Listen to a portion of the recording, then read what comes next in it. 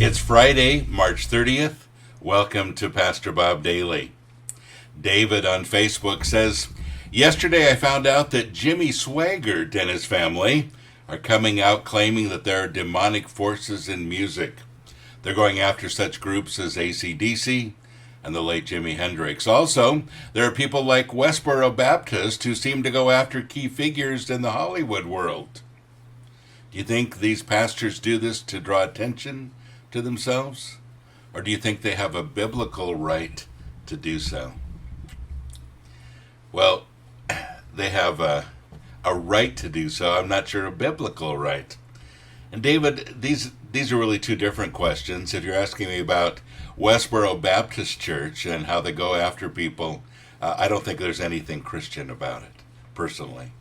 And I think that God asked us to use love and understanding with people to encourage them to do better instead of screaming and yelling at them and telling them they're going to hell. And I don't think that's a biblical way to handle a situation. That's my opinion. Let's tackle the first one, though. Jimmy Swaggert going out against demonic forces in music, bands like AC/DC, Jimi Hendrix. You know, this isn't a new thing. And in fact, if you're just learning about this, this actually happened in the 80s. It's a long, long time ago, and we already fought this battle once. But, you know, I have to be fair, and I have to use fair disclosure here for just a minute.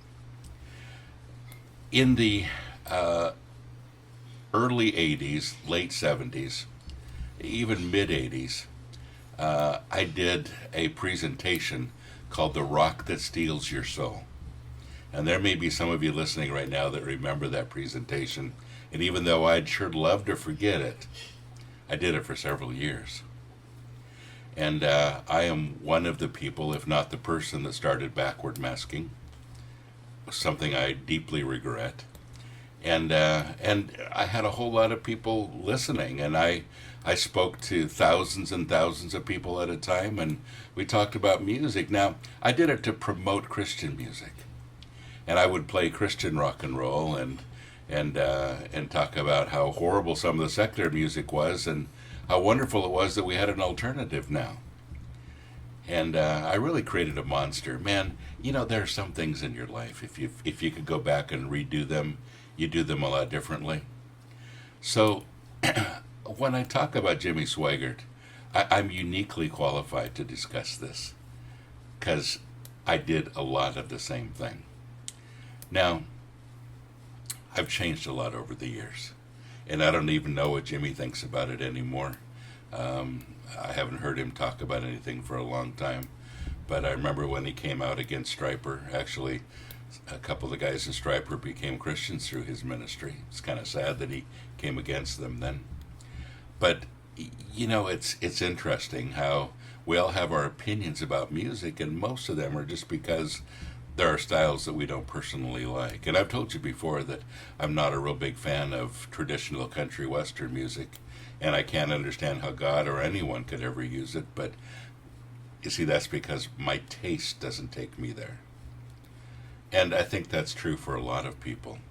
You know, some people need a platform, and you can find a demon behind any bush that you want to.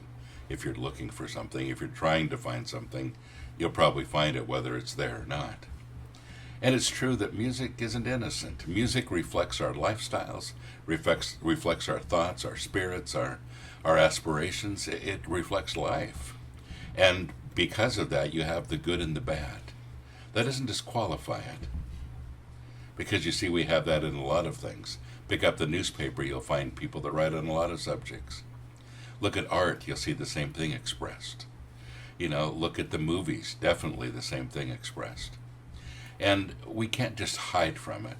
We have to realize that this world is expressing itself. This world talks about what they feel and the pain and the aspirations and the joys and the frustrations and all the things they go through are expressed through their arts. And instead of trying to find a hole to climb underneath or talking about how horrible it is and how it offends us as Christians, you know, we ought to listen to it and listen to what they're saying and respond. Because, you know, there's a lot of pain out there. And sometimes the way you know about the pain is by listening to the people who are speaking about it, who are writing about it, who are drawing about it. And music is definitely one of those things. So, yeah, I think we all have a right to speak our minds. And that's a wonderful opportunity that most of us share around the world. But the truth is, folks, listen to what people are saying. If we did a little less judging, a little more listening, we might respond to some of the pleas that are hidden there in the message. And we might really understand where some people are at and respond to their questions with some legitimate answers. Just a few thoughts. You know, this is one of those subjects that I could spend days on, and I have. And I'm sure we'll talk about it again. I hope that helps. God bless you, David. God bless all of you. Have a great day.